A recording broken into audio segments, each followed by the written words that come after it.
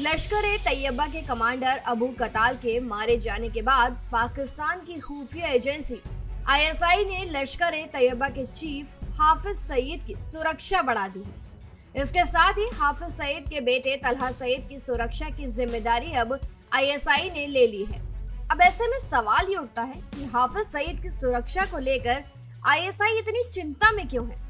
अबू कताल की मौत के अलावा हाफिज सईद की सुरक्षा को लेकर आईएसआई की चिंता का एक और कारण 2021 में उन पर लाहौर में हुआ हमला है। इसके अलावा 2023 में लश्कर के 2 चीफ ऑपरेशन कमांडर और 2 खास आतंकियों हंजला अदनान और रियाज अहमद की भी हत्या अज्ञात हमलावरों द्वारा कर दी गई थी।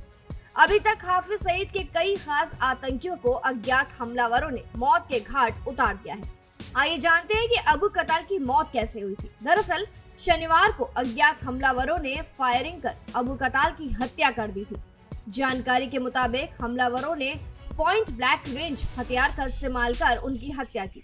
अबू कताल की सुरक्षा के लिए पाकिस्तान आर्मी की सेना तैनात की गई थी। इसके बावजूद ये घटना घट गई, जिसके बाद से ही हाफिज सईद की सुरक्षा को बढ़ा दिया गया है। आइए जानते हैं कि अबू कताल था कौन।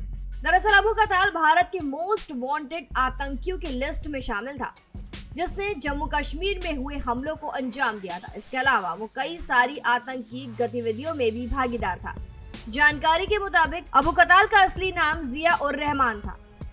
वहीं अबू कताल हाफिज सईद का भतीजा था और अक्सर हाफिज सईद के साथ ही उसे देखा जाता था। कहा तो ये भी जा रहा है कि अबू कताल के साथ हाफिज सईद भी गोलीबारी का शिकार हुआ है और सैन्य अस्पताल में उसे भर्ती करा दिया गया है, जहां उसका इलाज चल रहा है। पाकिस्तान में पिछले शनिवार को लश्कर-ए-तैयबा के मोस्ट वांटेड आतंकवादी अबू कताल की अज्ञात हमलावरों ने गोली मारकर हत्या कर दी थी। पाकिस्तानी मीडिया में इस हत्या की पुष्टि की गई है। अबू कताल लश्कर-ए-तैयबा का एक कुख्यात आतंकवादी था, जिसका असली नाम जिया उर रहमान था। रिपोर्ट के मुताबिक झेलम इलाके में जब वो अपने सुरक्षा गार्ड्स के साथ यात्रा कर रहा था, उस वक्त अज्ञात हमलावरों ने उसकी गोली मारकर हत्या कर दी। उसके ऊपर करीब 15 से 20 राउंड फायर गोलियां दागी गई, जिसमें अबू कताल और उसके एक बॉडीगार्ड की मौके पर ही मौत हो गई।